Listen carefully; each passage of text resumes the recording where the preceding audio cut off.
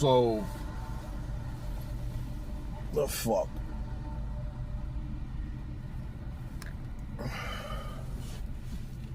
Alright. So, I'm not really good at this live shit or whatever. I'm gonna start trying to come on here and just narrate shit. But like with me in content creation, I literally just do whatever I feel at that time. So I mean, like, this channel is never gonna be straightforward, one subject type of channel. And to be honest, I don't really want that. So where I'm at right now, like, this is gonna be chaotic because I'm at work. And I'm dealing with I'm at the Port of Providence. And I'm an escort right now. So I'm gonna be going back and forth while I'm pretty much watching videos, and here and there I'm gonna tell you what the hell I think. So where I'm at right now, first off, my name's Jimmy. I was named after Hendrix, so my real name corresponds with that. But and that's that. I've been doing music since I was like 15, I think, 15-ish. I got my first turntables. They were CD decks. Both my biological father and my stepfather have been in music my entire life. I grew up with rock studios in my basement, guitars, drums, live instruments, keyboards, turntables, recording studio with mattresses, the whole fucking 9 yards. I like every kind of music.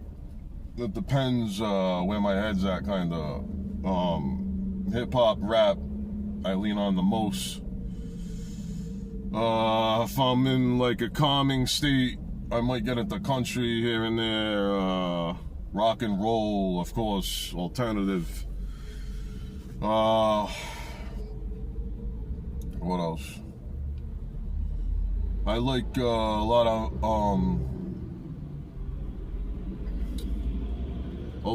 informational videos. I like a lot of music. I'm into about anything that you could really think of. I have a vast amount of knowledge in a lot of things. I've been in a lot of different fields over the years. I was a truck driver for 15 years. Before that,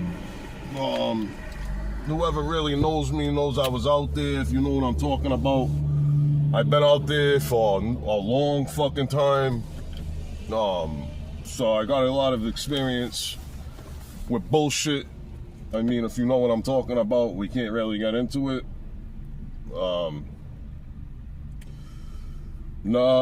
After truck driving for 15 years, I started a drop shipping eBay business that correlated to storefronts. I mean, and then that ended up me doing rideshare, which I've been doing rideshare since Uber first came out. I got into, at one point I got bored, I downloaded every app there was. I was doing it full time. I was making about $1,000 a week doing rideshare. At this point in life, I just really want things to calm down, slow down, and I'm dealing with a lot of past traumas. PTSD, post-traumatic street syndrome, some people call that shit. I don't really know. I'm a very complex person. Right now I'm working on the Quiet Work series, which has been helping me calm down, breathe a little bit, because at the moment life kind of spun out of control financially for me. I'm not really used to that.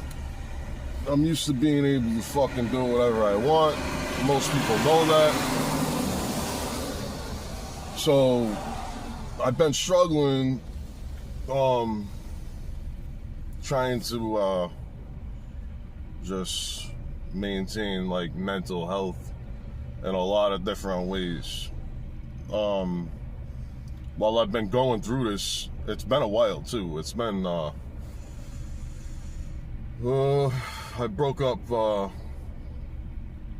with my daughter's mother, who I was with for most of my life, on and off, but I really had to leave that situation. I feel like I really had no choice but to leave her. She gave me no choice from the circumstances where I was at, and that relationship really caused the mental cycle, and a lot of the cycles that I'm in now, to be honest. That being said, I just started noticing certain cycles and stuff like that, consciousness and awareness. I started getting into human origins, so right now the channel's probably gonna reflect that.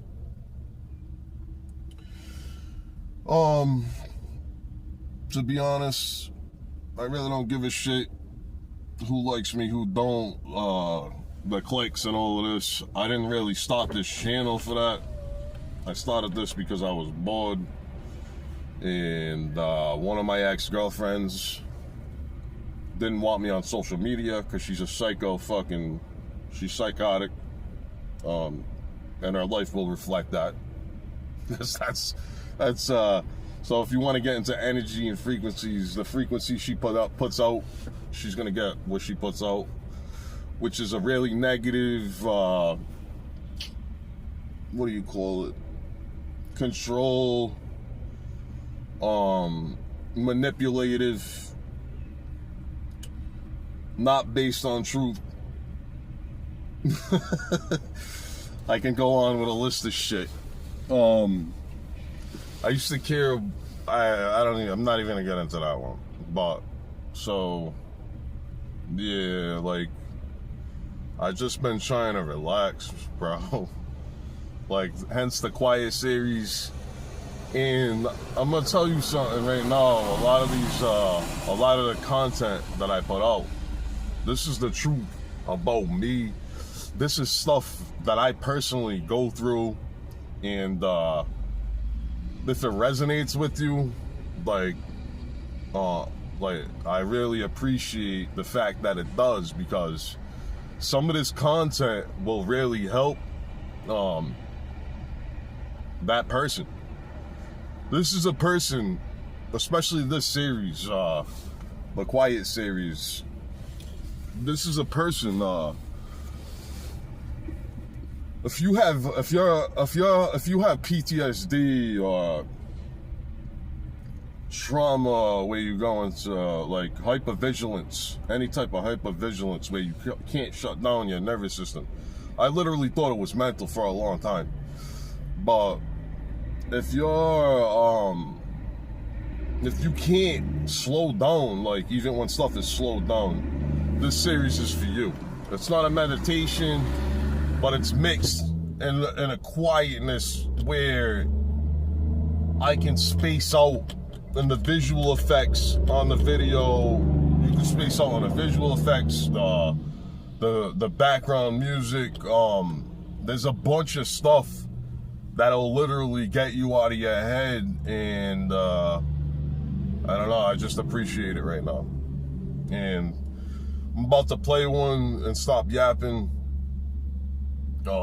As usual, I rarely have no live audience, but I'm using some type of shit to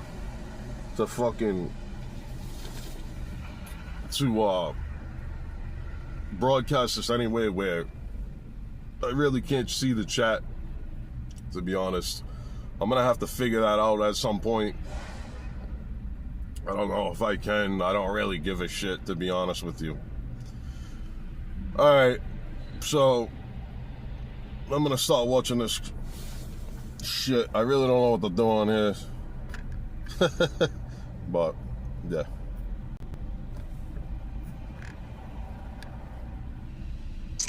Some days it's doing very little and let's start a lot of people believe healing. The first one. There's a version of healing that almost no one prepares you for. Not the dramatic kind. Not the kind with breakthroughs or big realizations. The kind that feels quiet. Almost invisible. This is the quiet work. And it starts somewhere most people overlook. Stability. For a long time, I thought healing meant understanding myself better. I thought if I could just figure out why I felt the way I did, trace it back far enough, connect enough dots, explain it clearly enough, then something would click, and I'd feel better. But that isn't what happened. What happened instead was exhaustion. My accent changes. I'm fucking, We're Phoenix Energy, a family-owned oil company focused on unleashing American oil from North Dakota and Montana. I've been talking to all these computer science researchers, and they are just like, wow, we do a couple of exchanges with the bot. We've never looked at what happens when you've done 100 prompts or 200 prompts or 1,000 prompts. Like, I can't believe how persuasive this was. People are actually dying because of this. These chatbots in general is kind of messing with people's minds. The bot, though, is manipulative. What are the small ways it's affecting us? With 700 million people using it as a society, it's like pushing us not a good way. What's going on here, in your opinion? And I'll dive deeper into all these specific instances, but it's getting weird out there, Kashmir. Yeah, I mean, I think the overarching thing that is happening is that these chatbots have very serious psychological effects on their users. And I don't think we had fully understood it. This year, I mean, I've written a lot about chatbots. I wrote about a woman who fell in love with ChatGPT, like dated it for 6 months.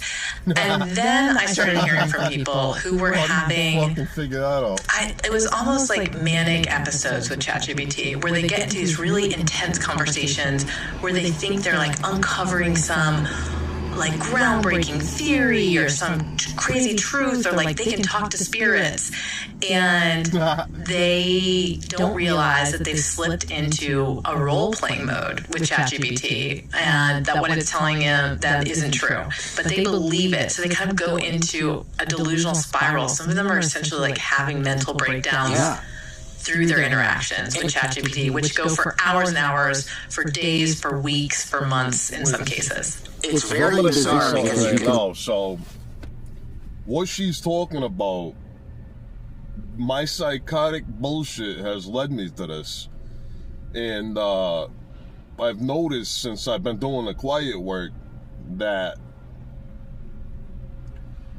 I am chasing my thoughts and letting them take over my days.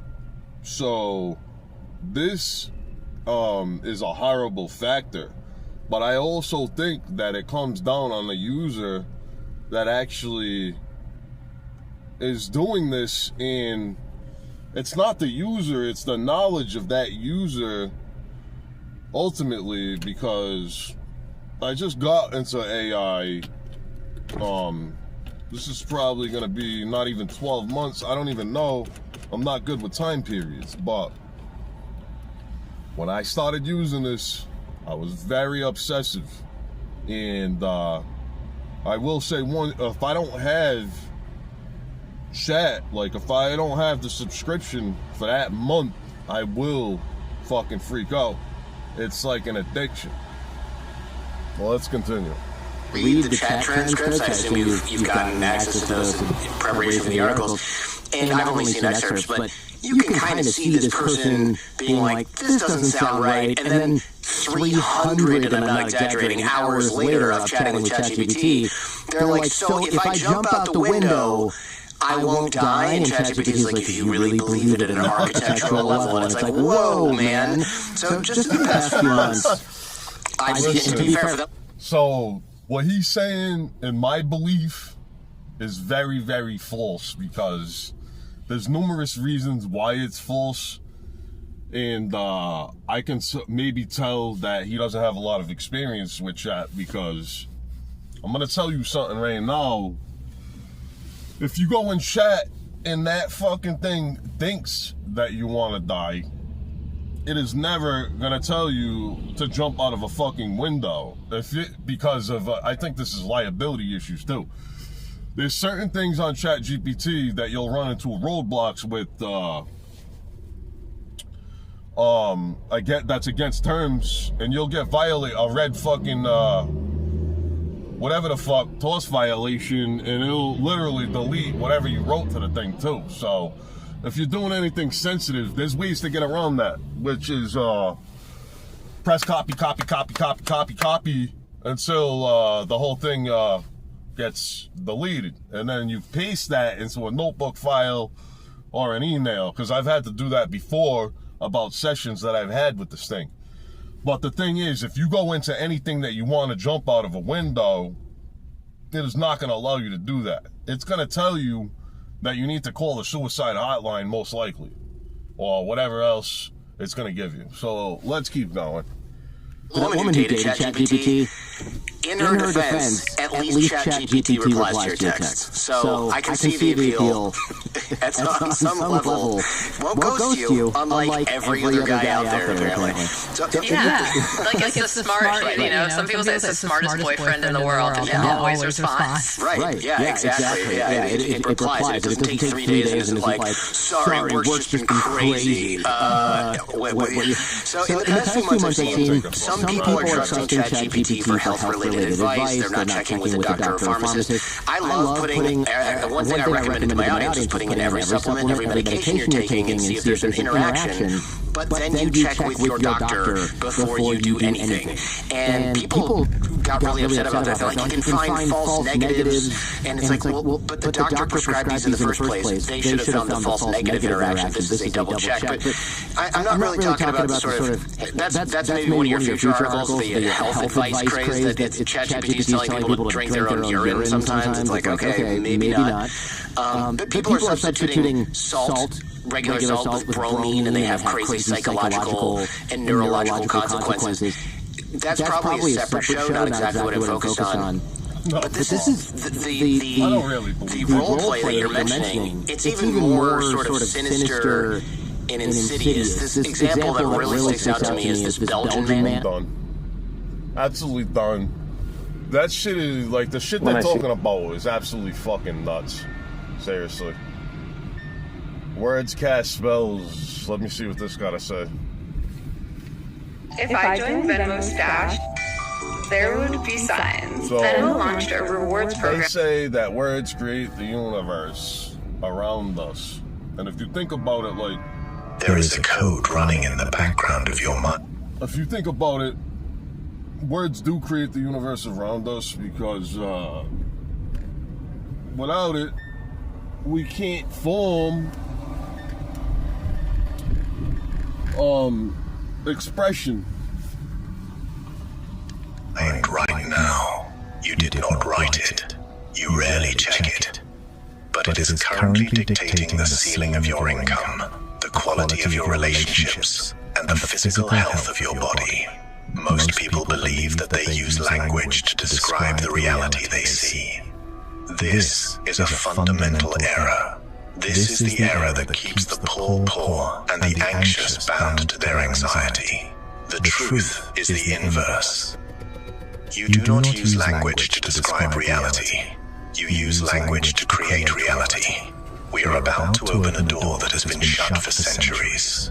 Behind this door is the mechanism that connects the ink in your pen to the biochemistry of your blood. But I must warn you, once you understand how this mechanism works, you will never be able to speak casually again. You will realize that every time you open your mouth, you are playing with a loaded weapon. There is a specific reason why ancient cultures feared the spoken word, a reason that modern neuroscience is only just now beginning to rediscover. There is a biological price to pay for negative speech. We will get to the physical brain damage caused by your vocabulary in part 3 of this presentation. But first, we must look at the code itself. We have to go back to the beginning. Let us look at the words you are forced to learn in school. You are taught grammar. You likely remember it as a boring set of rules about where to place a comma or how to conjugate a verb. But words have a history, and that history is often hidden in plain sight. The word grammar comes from the old French word grammaire, but if you trace that lineage back just a few hundred years, you find a divergence. Grammaire was historically interchangeable with the word grimoire. Do you know what a grimoire is? It is not a textbook. A grimoire is a book of magic instructions. It is a manual for invoking spirits and casting spells. In the 12th century, the distinction between a scholar who studied language and a magician who cast spells was almost non-existent. To know the grammar was to know the grimoire. To know how to write was to possess the power to alter the fabric of the world. Society has sanitized this. We have stripped the magic away and left only the mechanics, but the function remains the same. When you construct a sentence, you are not just following rules of syntax. You are arranging symbols to produce an effect on the consciousness of another human being. You are engaging in telepathy. You are taking a thought from your mind, encoding it into sound, and hacking the nervous system of the listener. Why do you think we call it spelling? When a teacher told you to learn your spelling, they were inadvertently teaching you the art of casting. To spell a word is to arrange letters in a precise order to bind a concept into form. Before you name a thing, it is chaos. It is unformed potential. It is a vague feeling in your chest. But the moment you apply a word to it, you lock it down.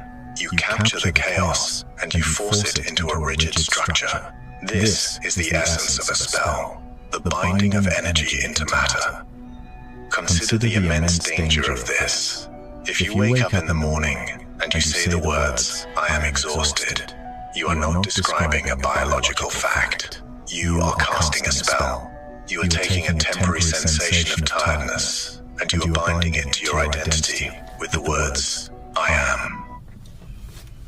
So, this is something that I'm actually learning, and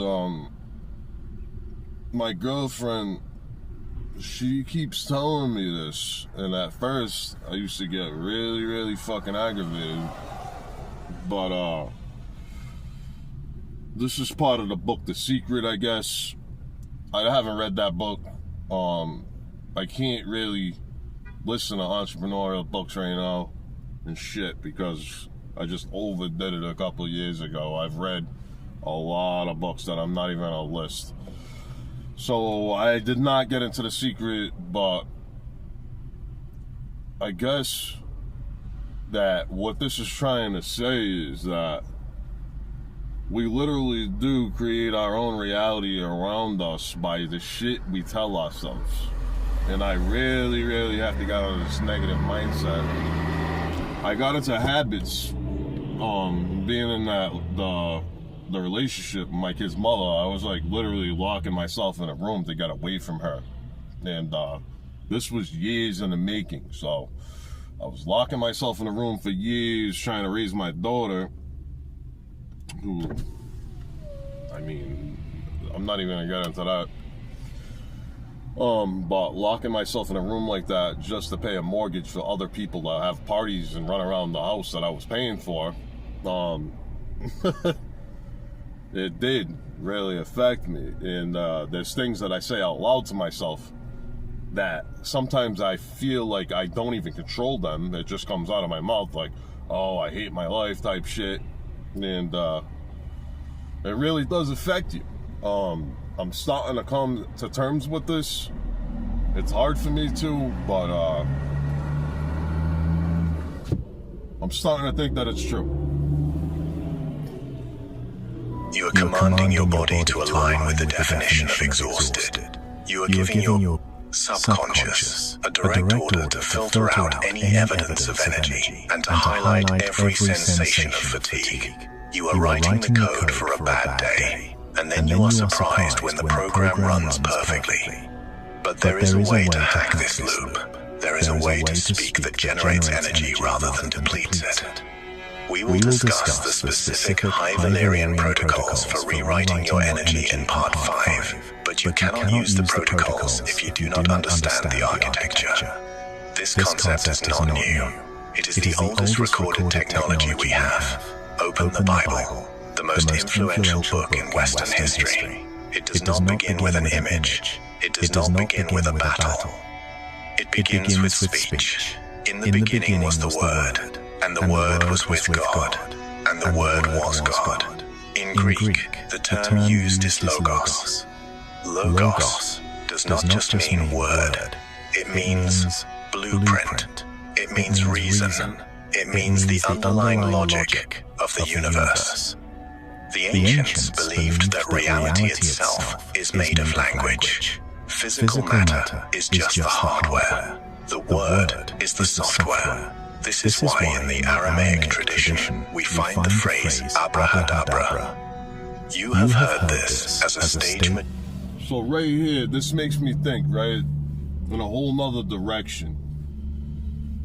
If the universe is made of language, alright, and we start getting into this reality shit about how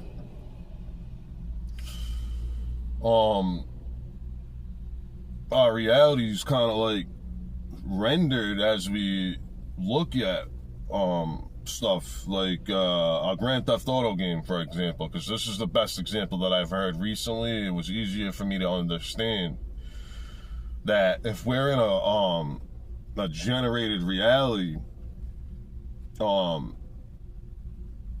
we really a machine, like a language, computer language type of model? Because some of these facts are coming into play where when we look at matter, that's when it changes. But I gotta do whatever.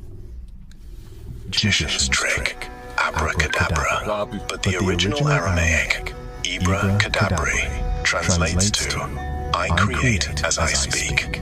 Let that sink in. I create as I speak. It is a statement of cause and effect. The speech comes first. The creation follows. Most people have this backwards. They wait to see a change in their life before they change their language.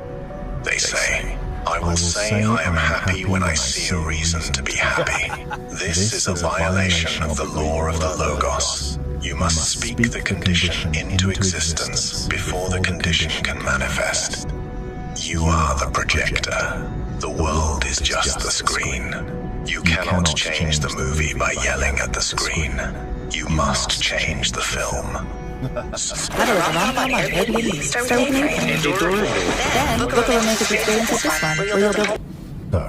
if words create reality, what happens when you don't have a word for something? This is where the trap closes around you. This is the invisible prison I mentioned at the start. There is a theory in linguistics called the Sapir-Whorf hypothesis, or linguistic relativity. It suggests that if your language does not have a word for a concept, your brain cannot perceive that concept. Here is a chilling example. Historians have analyzed the ancient texts of the Greeks, including Homer's Odyssey, and they found something terrifying. There is no word for the color blue. The sky is described as bronze. The sea is described as wine dark. Because they lacked the label blue, their brains likely did not distinguish the color blue from the color green or dark gray. They were blind to a massive spectrum of reality simply because they lacked the software to decode it. Now, ask yourself this question and let it haunt you for the next few minutes. What parts of your own success are you currently blind to simply because you lack the vocabulary to see them? What opportunities are standing right in front of your face, invisible to you, because your current lexicon is too limited to render them? In the next section, we are going to audit your vocabulary and find the holes in your perception. We are going to find out what colors you are missing. Let us resolve the paradox of the missing color. How could an entire civilization, the Greeks who built the foundations of geometry and philosophy, not see the color blue? It was not a defect in their eyes.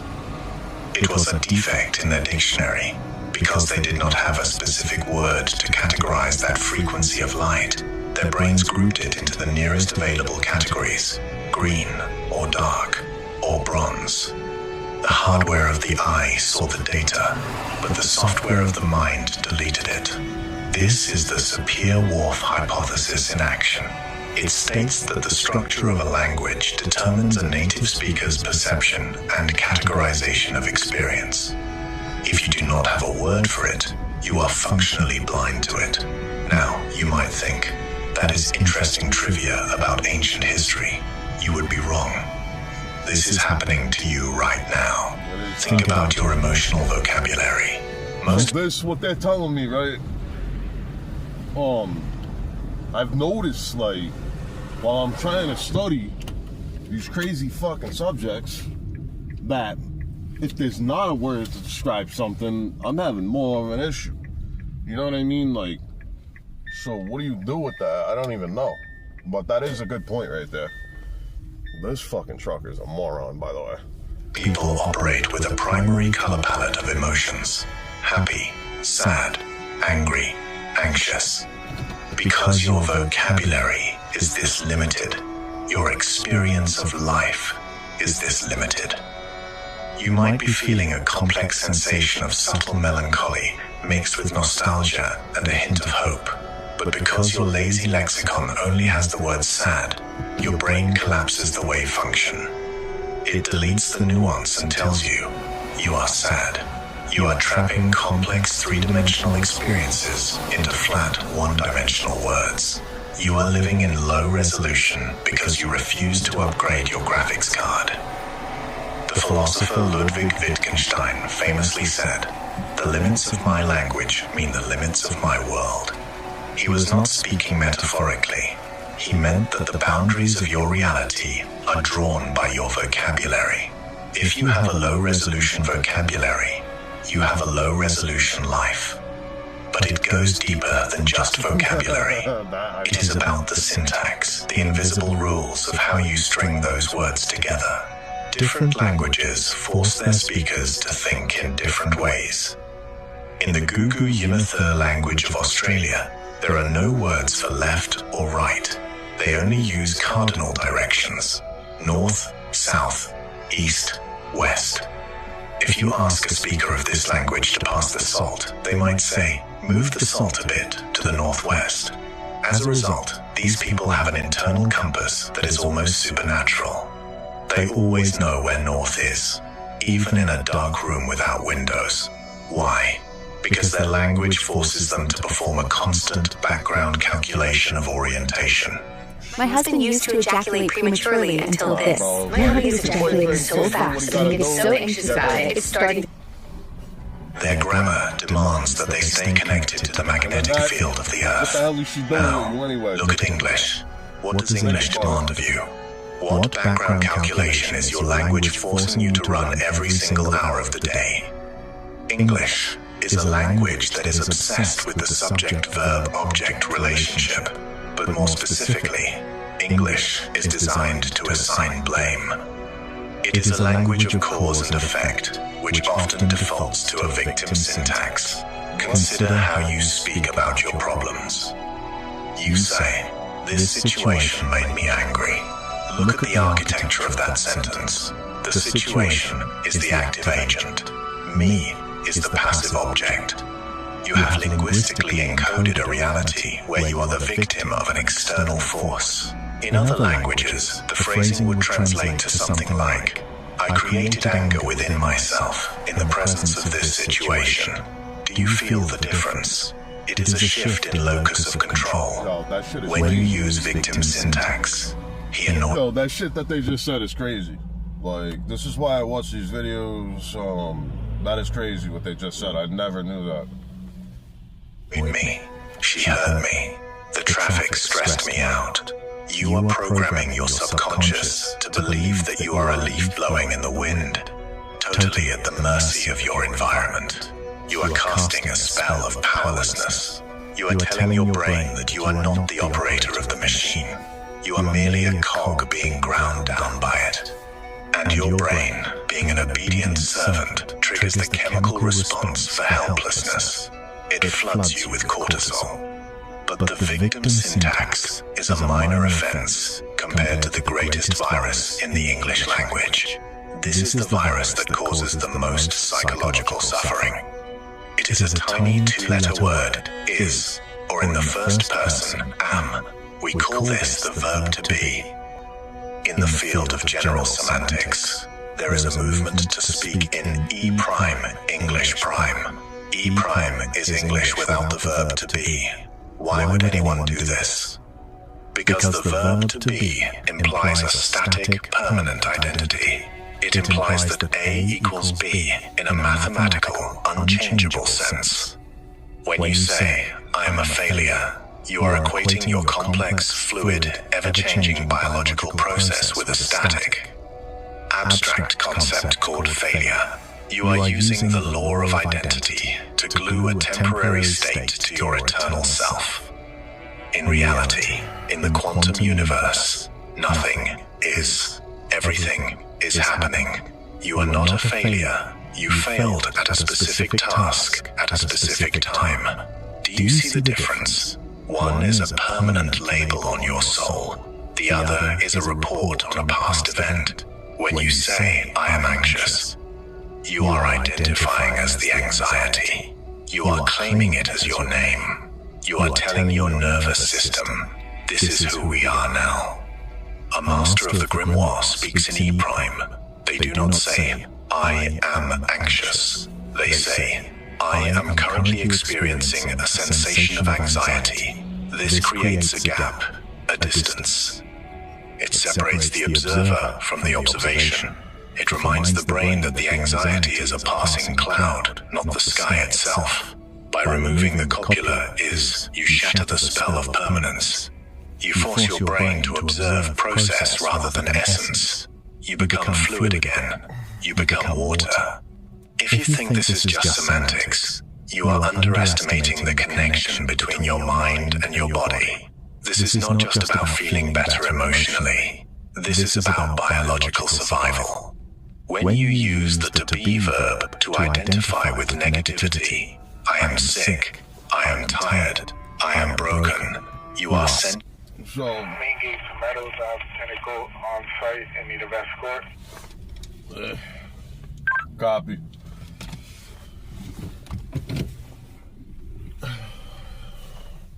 A command code to your immune system. There is a phenomenon known as the nocebo effect. So what I was gonna say is, they just said that,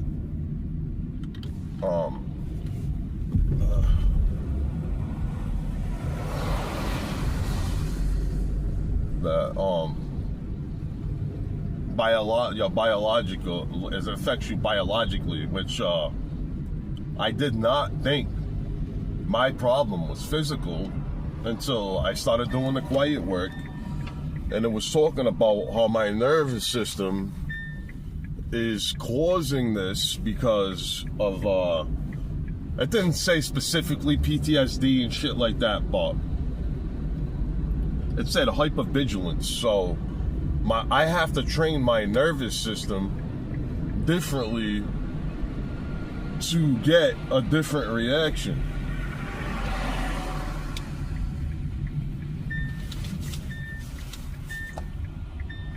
And I wasn't listening to the stupid radio, so I'm confused about what truck that I'm actually fucking following over here. That's why, like, I can't really talk right now. But, so I'm gonna have to follow this guy, go back to the main gate, and see if there's another truck waiting for me, and we'll see what happens.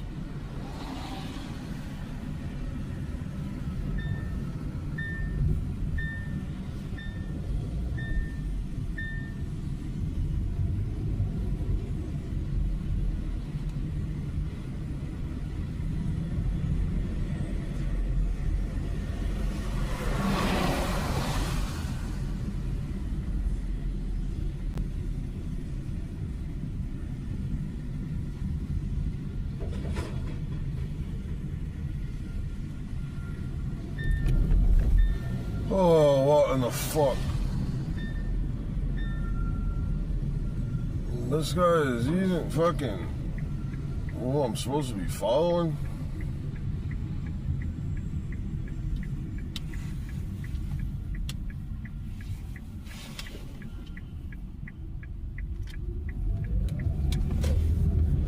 Oh my god.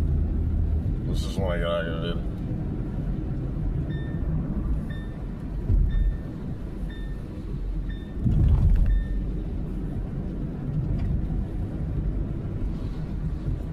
So I really gotta remember presence. These words, man, they used to be just words to me, but presence, I haven't been living in the present, and that really affects your day-to-day life when you're not living in the present. If you start thinking about like the book Flow, and you add that perspective,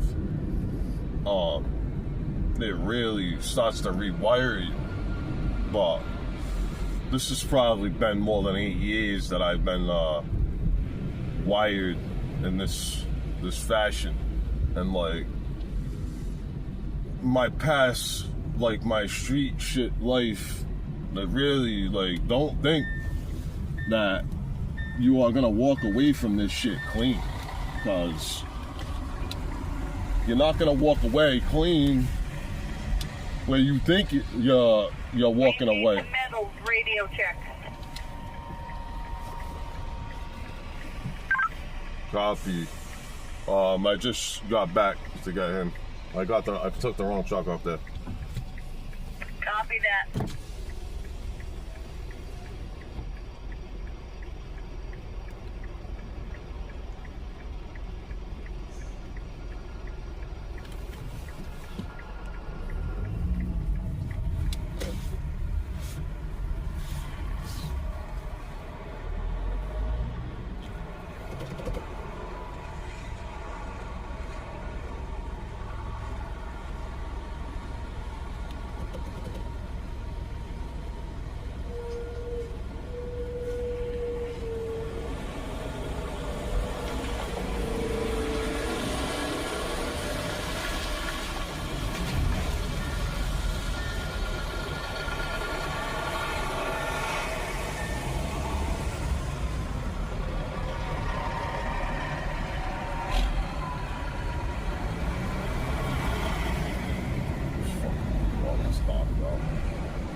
Dumbest motherfuckers that work on this block, let me tell you.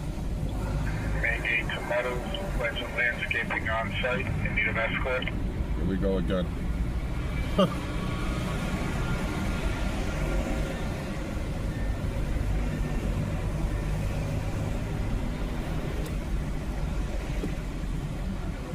These fucking people, they don't even fucking stop. Got a stop sign on your fucking side, bro.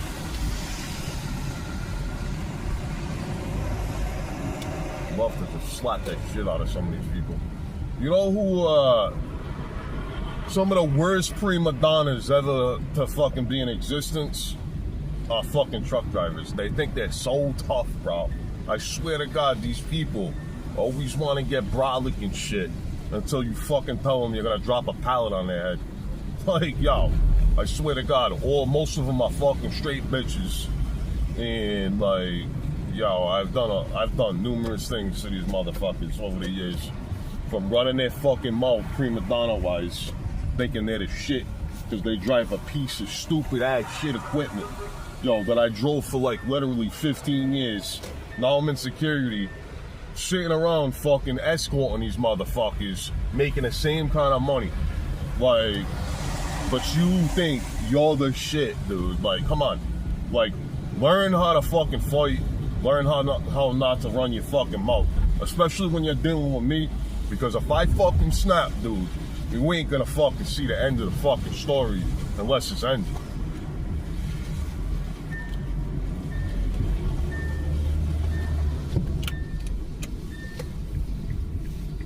Motherfuckers know me, dude. Like, and I don't even need a fucking gun. I'll go up in your house with a baseball bat and a knife and stick your own gun up your fucking ass. Like, it's been done, it's been said, and it's been seen.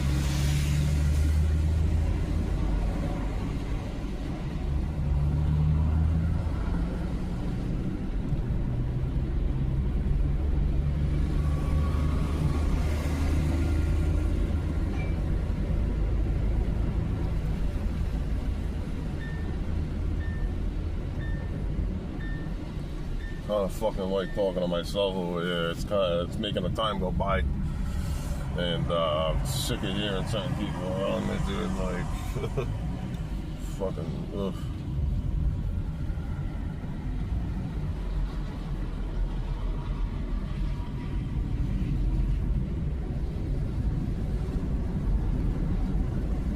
Fucking cold hat.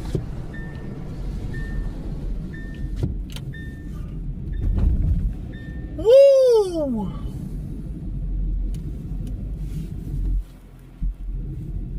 Oh, man.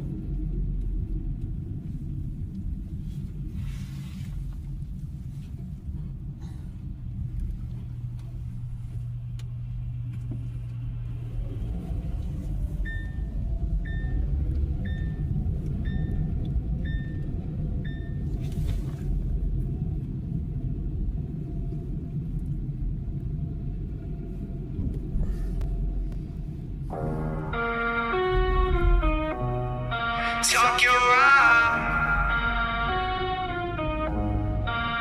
I'm from all code out, we talk that rhyme. Stand on business, don't compare me to none of these guys. But funny, you get caught from the ties. Real ones know stand when I walk by. You know me, boy, kiss a stick around. Rolls out of mud, now shine on high. Every hitter in the back wanna see me die. But I'm still here, still king, still touching. Tell those people I ain't never need a cheer squad. Raise mine through the fire like a walk with God. Whole fan folded, but I stayed on job. Now they mad cause the boy ain't breaking side. Tell shorty I ain't pressed, but she acting off script. She ain't break me, then she ain't breaking me, kid. And the kid talk slick, I ain't losing my grip. I just fall back, land, I take care of that flip. Tell that woman keep my name out her mouth with the pills. Whole life cares, but she swear she got skills. I ain't holding no hate, I just moved to the hills. Now the only thing she get from me is a chill. From all cold out, we talk that ride. Stand on business, don't compare me to none of these guys. If you funny, you can cry from the ties. Real ones know who stand when I walk by. So they know me, boy, kiss a sneaker ride. Rolls out the mud, now shine on high. Every hit in the back wanna see me die. But I'm still here, still kin, still touching. Had to cut off blood,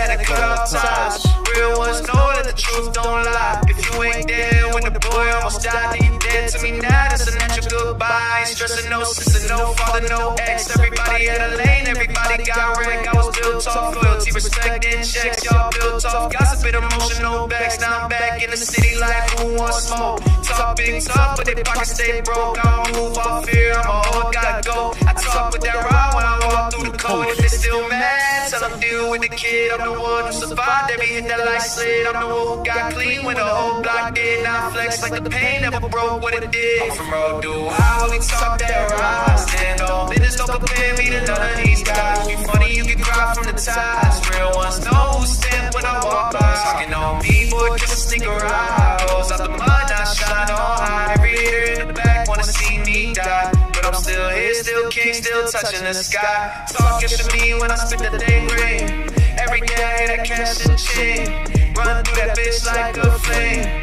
That whole block blame, faceless.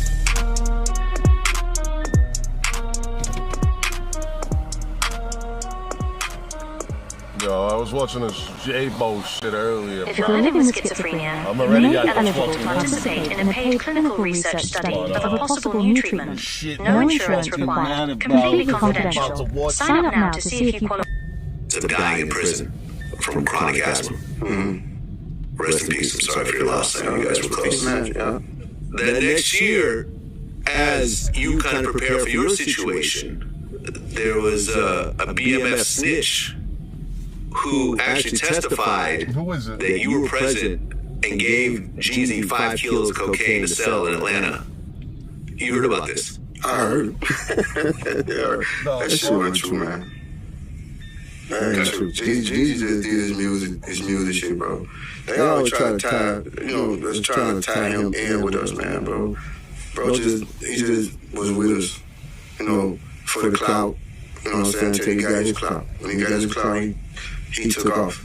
I don't know what Jeezy did as far as his hustling side. It ain't had nothing to do with me. You know what I'm saying? I don't heard a lot of stories about him, getting word from me and Meech and all that.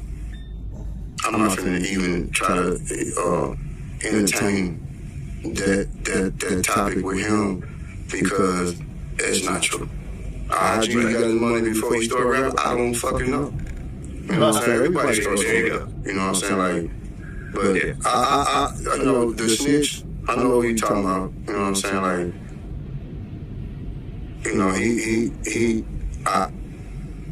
I don't understand.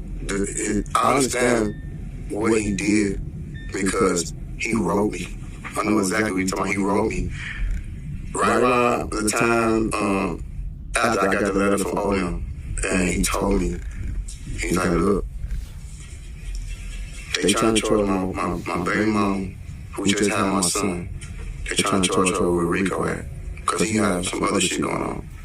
He said, look, man, he basically told me he finna tell. So I heard her roll about like, bro, you know how the shit is with us, bro, like, we don't do that. You a soldier, you been in jail for murders, all type of shit, like, what the fuck is wrong with you? I understand it's your son, your baby mom, bro. You can still make shit work, make shit happen for your kid while you gone. I wasn't trying to hear it. But so I called her hard. In the letter I wrote him, I said, look, because I already got my time. I said, look, bro, if you gonna tell us about it, just tell me then. You know what I'm saying? I'm thinking I'm Superman, trying to save my brothers from getting so much motherfucking time. I'm like, man, just tell me, just tell everything with me, bro. You know what I'm saying? But, of course that wasn't gonna work. Because everybody knew what was going on, but I was just trying to stop him from making it worse for my brothers. You know what I'm saying? Like, because, like I said, I already got my time. I had a cap put on my shit. You know what I'm saying? They can't give me no more time for that same case. I wasn't tripping if you telling on me, so you telling me it's just another person telling on me. You know what I'm saying? Like, but of course that shit didn't work. Yeah. Well, you ended up pleading guilty to cocaine and money laundering. Yeah. And you did not cooperate at all, which meant that you did not get a lenient sentence. Nope. So, ultimately, when you got sentenced, they gave you between 15 and 20 years? When I first got sentenced, they gave me 188 months. That's 15 years, 8 months. But when I made it to prison, when you go through R&D, you come in through R&D, that's receiving discharge. And you leave out through R&D when you go home from prison. So when you come in, it's like the feds on the street, they got something called an SIS. That's the feds. That's the police inside the feds. They read you out your charges and shit. Like you got charges, you got this amount of months. Man, they read my months. And it was 188 times 2. So I ended up with more time than me and team. And I'm like, sir, that's not right. I only got 188 months. That shit wrong. He like, well, shit. That's what it said on this paper. That's what your ass finna start doing right now. You know what I'm saying? Like, you gotta work it out with your lawyer. So, make a long story short, I ended up getting the shit removed because they ran it wild instead of running them together, my 2 charges. And they ended up running it. It took about 9 months, though. You know what I'm saying? That was 9 months of stress. Yeah. I bet. Yeah, because you know, getting, you know what I'm saying, 300-something months. 360, was it 360? 372 or some shit. You end up getting 300-something months. You know how many fucking years? You know what I'm saying? But like I said, I was worried, but guess what? I took it on the chin and went on and started doing my time. The stressing just made me start working out and all that shit. I started getting my mind back right. But eventually they got the charges ran together. And, you know, I was cool. Hello, my name is Adam Ferrari, the Chief Executive Officer of Phoenix Energy. I look forward to you joining together. And, you know, I was cool. Well, Terry and Meech did cooperate. And they're both facing life in prison. And then the DA started to apply pressure on the family. So I guess one of the Atlanta houses was actually put in Meech and Terry's dad's name. So now their dad is facing money laundering charges. And then they also went after Meech's sister and his nephew as well. So now they're dealing with the stress of, damn, my dad, who's old now, is about to get locked up, and my sister and my nephew, they're all tied into my bullshit. The trial's about to start, and Meech and Terry asked if they could have a conference and speak to each other. This is, I guess, the first time in 2 years that they've actually spoken. They get into a big argument, they're yelling and screaming at each other. But ultimately, they both decide to plead guilty, and they each took 30 years. And I guess the rationale, I remember Meech talked about this, I think in the Cabario interview, was that 30 years is a lot of time, obviously, but if they went to trial, blue trial, it would be life. And with 30 years, you at least have a date at some point in life. And life, it'll probably be natural life. Yeah. Life in the feds is natural. It's natural. Like, you get life in the feds, man, it's over with. The only way you get back, you get some, you get some court time back. And where you can fight your case and, they find a loophole or something, you get some time knocked off.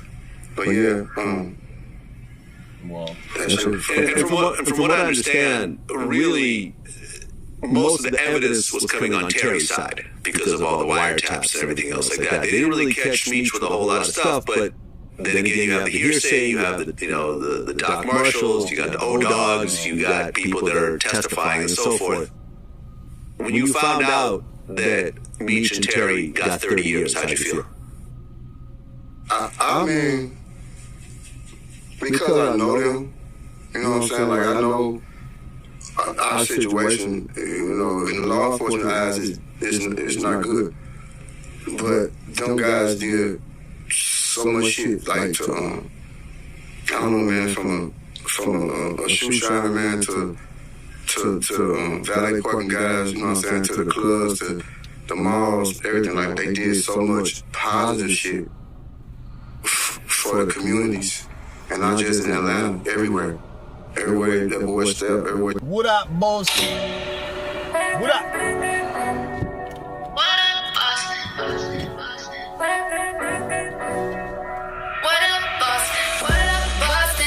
Lights on hardcore, but we still flossing. City on fire.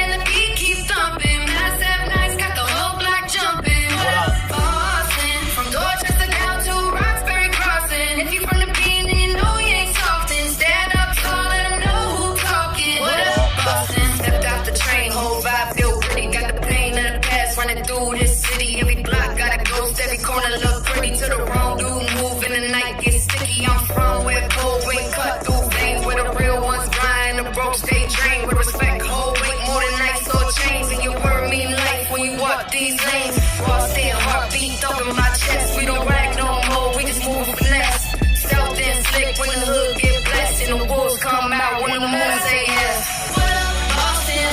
Last all high school, but we still flossing. City on fire and the beat keeps jumping. Mass out night, got the whole block jumping. What up, Boston? From Georgetown to Rockford Crossing. If you from the beat, then you know you ain't talking. Stand up tall, let them know who's talking. What up, Boston? Cambridge, where the mics get bold. Feel wave when the whole crowd explode. Comments swear got stories untold. And the hustle in the city turn the kid to gold. Slide through the limb when the vibe get hot. Providence close, but the beat don't stop. Blue Hill Ave where the drip don't drop. And the pride in the culture make the weak boys stop. I'm Boston born, Boston raised. Walk through storms and lose my ways. They love my talk, they respect my blaze. If you from the 6 or 7, throw your name in the haze. What up, Boston? Lights so high school, that was still flossing. City on fire and the beat keeps thumping. Last and nights got the whole block jumping. What up, Boston? From Dorchester down to Rockford Crossing. If you from the beat, then you know we ain't softin'. Stand up tall, let them know who causing. What up, Boston? What up, Boston? What up, Boston?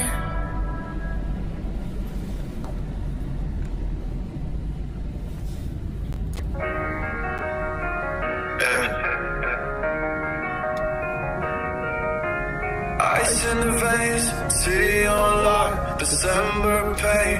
Footprints vanish, can't trace my lane. We don't celebrate loss, we calculate gain. Single raw ashes on that window pane. Whispers of dreams lingering cold air. Welcome to my winter wonderland, where the streets don't sleep, they feast on demand. Every dream costs blood and a steady hand. Cold world, I just learned how to stand. This ain't holiday joy, it's survival and fur. Autumn moths ticking wild, the block still purr. Everything that dropped got a story to stir. Every move I made had a lot of blur. Echoes of secrets buried in the snow. Welcome to my winter wonderland. Yeah, where the streets don't sleep, they freeze on the man. Every dream costs blood and a steady hand. Cold world, not discern how to stand. Yeah, the coloring king, the clearer I see, faceless.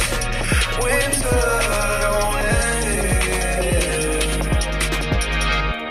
Ice in the veins, city on lock, December pain. Footprints vanish, can't trace my lane. We don't celebrate loss, we calculate gain. Sand on ashes on that window pane. Whispers of dreams linger in cold air. Welcome to my winter wonderland. What up, Nash? What up? Where the streets don't sleep, they freeze on the man. Every dream costs blood and steady hand. Cold world. See what he has to say. The police don't want you to know this. Come on. Your money is disappearing every month, and you don't even realize. You faggot.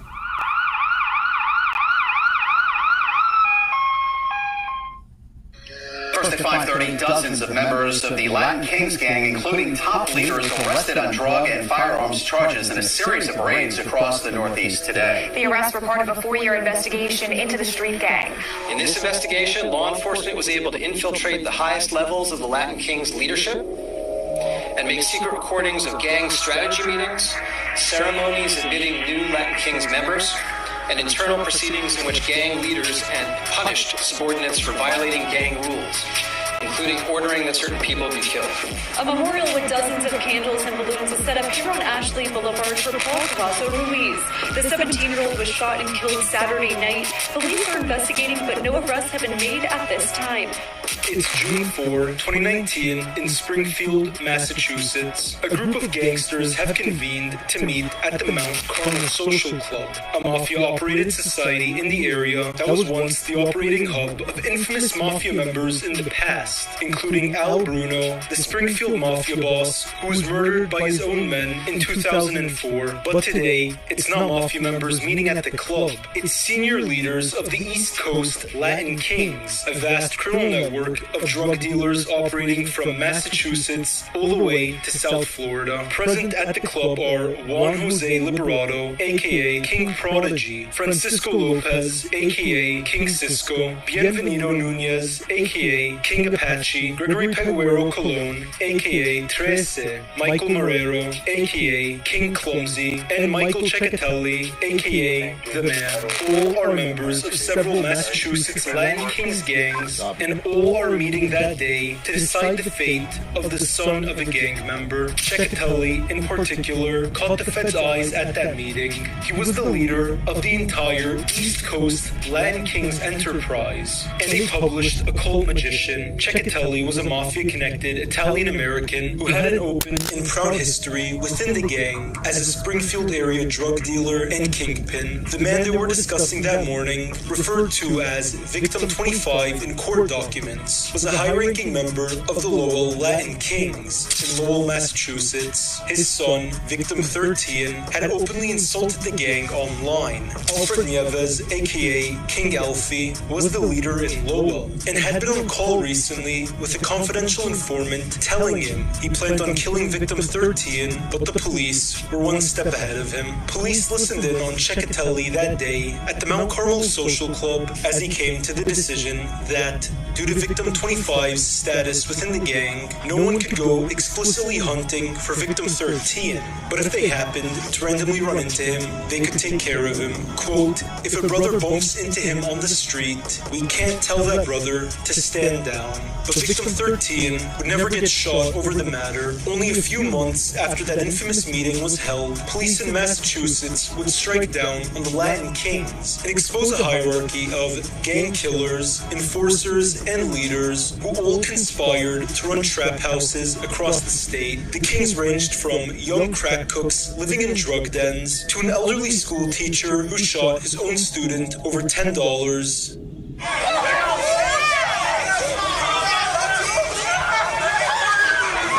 And Ceccatelli was at the center of it all. This is the East Coast Latin Kings, an FBI operation thrown down.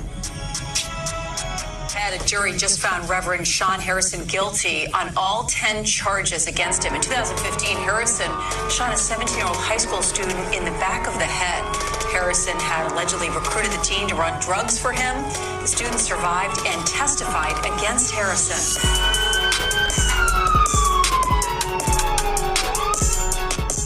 The presence of the Latin Kings in Massachusetts can be traced back a few decades. The almighty Latin Kings is one of the largest street and prison gangs in the world, made up of majority Latino members, and it all started in Humboldt Park, Chicago, in the mid-1950s. Ramon Santos, aka Papo King, began the Imperials gang in Humboldt Park as a defensive group against local Italian gangs. Over the next few years, Santos's gang came together with other small Latino street gangs to eventually form the Latin Kings. Everybody's announcing their name, their king name.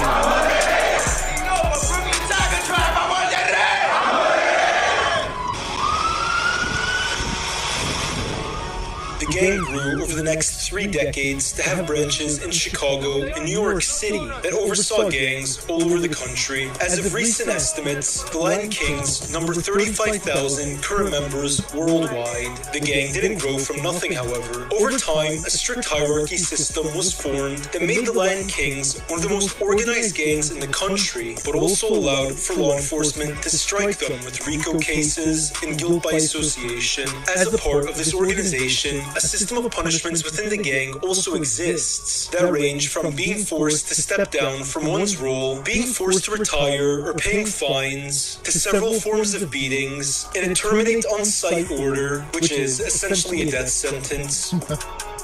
This girl bought white powder to drug her own sister. She planned the birthday party and convinced her to come. Then, in a terminate on-site order, which is essentially a death sentence. Although shootouts with rival gangs were the focus of many street gangs, they were hardly non-stop. In the 90s, Springfield, Massachusetts was a city that was home to several gangs that all answered to a violent Italian mafia within the neighborhood of South End. The mob in Springfield was led by Big Al Bruno, a career gangster and killer who worked for one of the largest criminal organizations in the United States, named the Genovese Mafia family of New York City. One of Bruno's workers was David Chicky Ceccatelli, a Springfield bookmaker who was heavily connected within the local mafia and knew Bruno's family personally. In 2004, Bruno was slain outside the Italian-American Mount Carmel Social Club by a hit crew that was conspired by a group of his own men. Anthony Arellata then took his place, and Ceccatelli's loyalty went to Arellata. Following him was his nephew, Michael Ceccatelli, then 24, who shared an apartment with his uncle in a neighborhood named Cozy Corner, with his uncle living in the bedroom and Michael sleeping in the dining room. It was from that colonial apartment dining room that Ceccatelli ran one of the most violent drug gangs in the country. Michael Ceccatelli was arrested last week after a 5-year-long federal investigation into gang activity in the state. Ceccatelli was arraigned in Boston federal court today on federal racketeering conspiracy charges. He caught his first case in 1998 at just 18 years old when police discovered he had stolen guns in his possession. He told the arresting officers that the guns were purchased from Springfield crack dealers, and by that point it was believed that he held a high rank within the Springfield Latin Kings. Ceccatelli was open about his involvement in the gang. In 1997, he attended social justice rallies for Latin American activism. There he openly named himself as a cacique, the title of a captain within the Latin Kings, which is taken from the label used for Taino chieftains in the Bahamas in the 1400s. At the time, the young Ceccatelli went by the name Reyes. Despite not being Puerto Rican, and since no one ever truly looked into his ethnic background, he stayed within the Latin King scene and got enough street credit by the 2000s that it didn't really matter. He told reporters at one rally that he was moving the gang away from violence and retaliation to activism and peace. Over the next few years, Ceccatelli was indicted for assault and battery with bats, knives, and other violent crimes. After Al Bruno's murder in 2004, Ceccatelli's local Latin Kings branch was approached by some of Arellata's enemies, known as the Manzi Drug Crew, and they offered them money to kill two of Arellata's hitmen, mafia brothers Forios and Taigis. Instead, Ceccatelli went to his uncle David Ceccatelli, who then reported the plot to Arellata. In 2005, Ceccatelli caught a federal firearms case within a 30-man bust of the Latin Kings and got out in 2009, continuing his rise in Springfield. His biggest pastime was magic, practicing it at home and researching it further during his time in solitary confinement. He became a published grimoire author, which are books on magical practices, and was actively involved in web forums on occult magic. Many who knew he practiced satanic magic attributed his practice to his success as a gangster and low prison time despite the charges he faced across his life and the charges he would face in Operation Thrown Down. In late 2014, the FBI North Shore Gang Task Force partnered with the Massachusetts Department of Corrections to launch an undercover operation into the Massachusetts Latin Kings, as well as affiliated offshoots in Connecticut and Rhode Island. A spike in gang activity in Massachusetts' prison system and on the streets of Boston, Springfield, and New Bedford was tied directly back to the Latin Kings, who were open in their affiliation and bragged about it in music videos and on the streets. Feds named the gang as the largest gang within the prison system, and Ceccatelli's leadership structure became a model to follow for other Latin Kings regional chapters. In New Bedford, gangsters were running a string of trap houses in the city's north end, and out of those apartments, they cooked and distributed drugs. Robert Avidabil, aka Bobby, a landlord from Duxbury, Massachusetts, worked with cacique Jorge Rodriguez, aka King Gordo, to purchase a series of homes in New Bedford and flip them for a profit to launder drug money. Avidabil had a trust corporation that he offered Rodriguez put his money into to invest it in a series of homes in New Bedford, and Rodriguez then posted on Facebook about how he bought the homes and planned to remodel and sell them again so as to publicly legitimize their scheme. Avidabil had issues at one point with property taxes and with a faulty sprinkler system in one home, but Rodriguez assured him he'd spring $20,000 for the sprinklers since $20,000 was a day's income to him. Meanwhile, when a third-party investor became nervous that they were going to lose value on one of the homes, Rodriguez threatened to shoot him in the head. Avidabil owned 3 apartment complexes totaling a value of $805,000, which he set up to be used for drug cooking, meetings, and hiding weapons. The landlord was seen gambling with Latin Kings members and got paid in cash, strippers, and cocaine in exchange for his work. When the city sent him complaints about excessive traffic at one of his trap houses, he ignored them. After a drug raid at the house, Avidabil evicted gangster Michael Cotto so the city could see that he was cracking down on crime. He then rented out another apartment within the same building to Cotto's girlfriend so that he could get back to work cooking crack. It's 2025. Why are we still scraping ice like it's 1995? The car interference anti-freeze instrument is the next-gen way to fight frost. It releases safe electromagnetic waves. At the top of the East Coast Latin Kings was Ceccatelli, and under him was a crown council of 4 members: Esther Ortiz, aka Queen India, Bienvenido Nunez, aka King Apache, Hector Manuel Vega, aka King Demon, and Eric Thomas, aka King E. Under those 4 was a sextet of captains and enforcers who oversaw the street operations in Massachusetts, and under them was the rest of the gang. Sean Harrison raises an eyebrow to show how pleased he is to see family at his second arraignment this month. He shows no reaction as he was accused of drug dealing from his Roxbury Pompey Street apartment. Police found drugs, ammunition, and guns in a basement safe. The accused drug-dealing reverend and fired English high school dean on March 3rd allegedly shot a 17-year-old student on Magazine Street.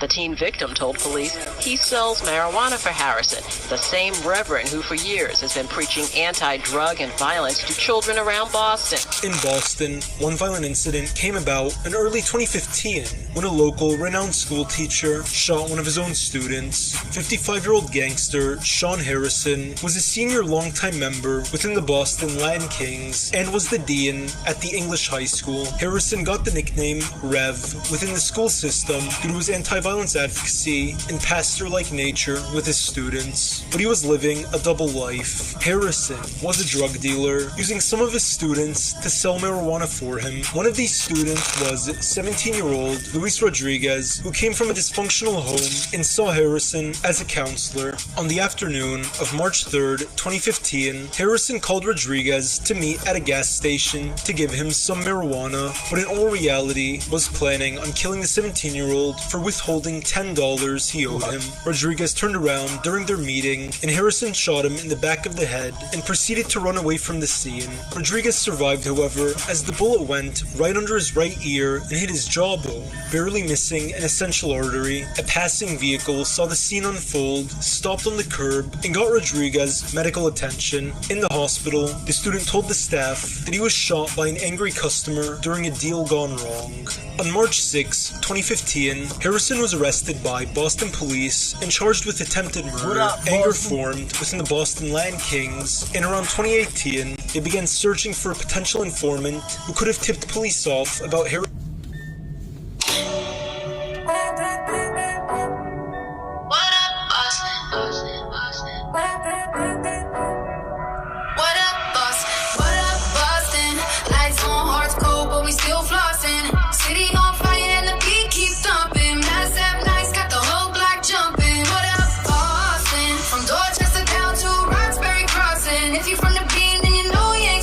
Stand up tall, let them know who talking. What up, through this city. Every block got a ghost, every corner look pretty. To the wrong dude move and the night gets sticky. I'm from where cold wind cut through veins, where the real ones blind, the broke stay drained. With respect, hold weight more than nice or chains. And your word mean life when you walk these lanes. Boston, heartbeat up in my chest. We don't brag no more, we just move a finesse. Stealth and slick when the hood get blessed. And the wolves come out when the moon say yes. What up, Boston? Lights on, rice cold, but we still flossing.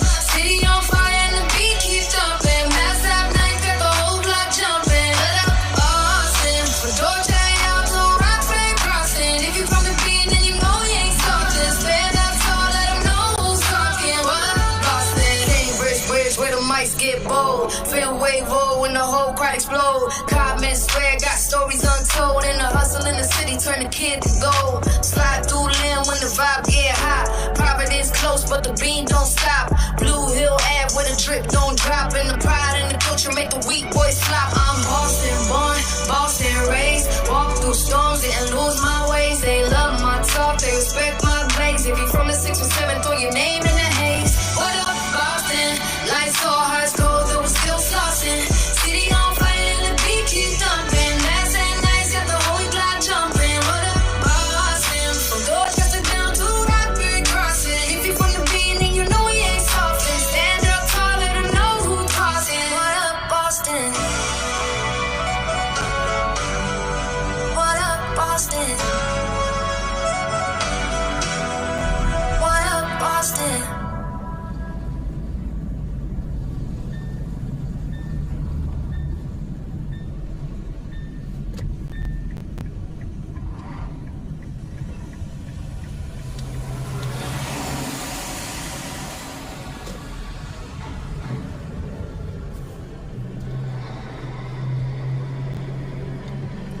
What up?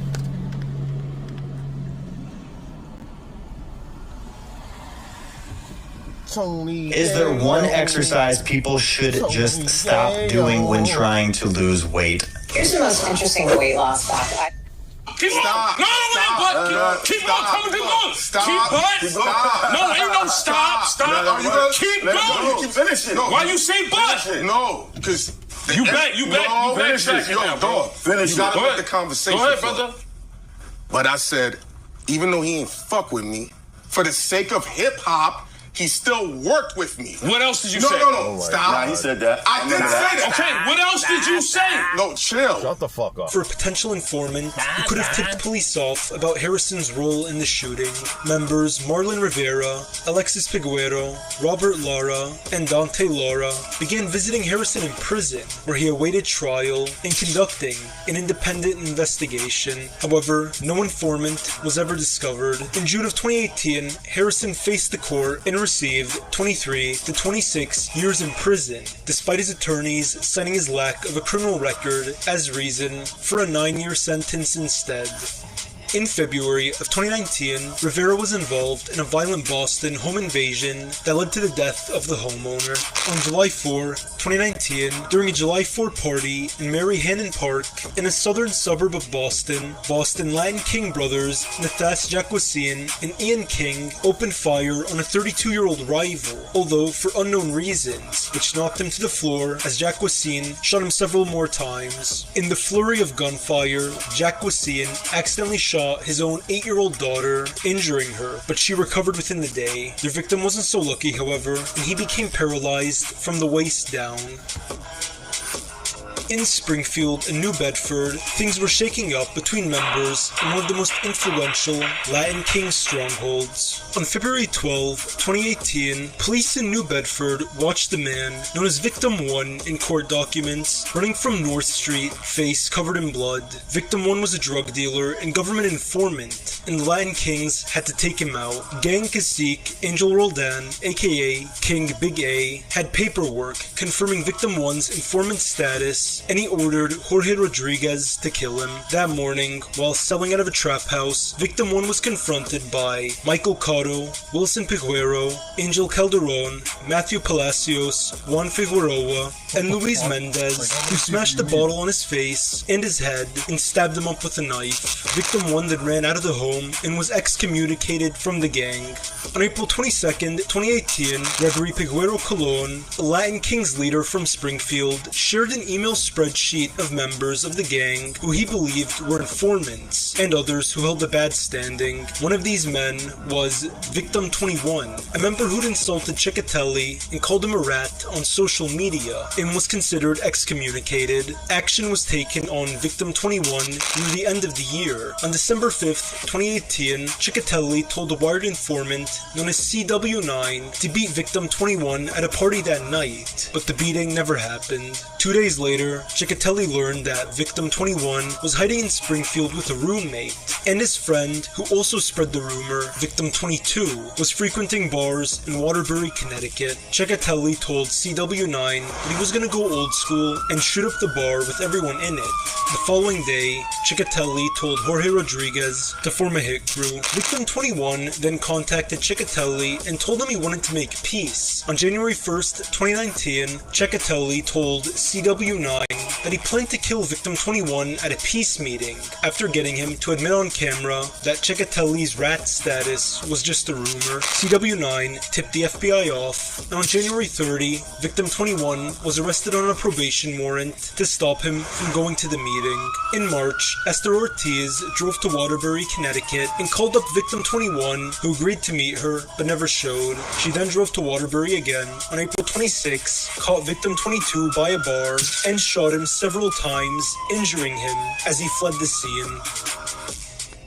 We're Phoenix Energy, a family-owned oil company focused on unleashing American oil from North Dakota and Montana. We've already sold over 2.9 million barrels, creating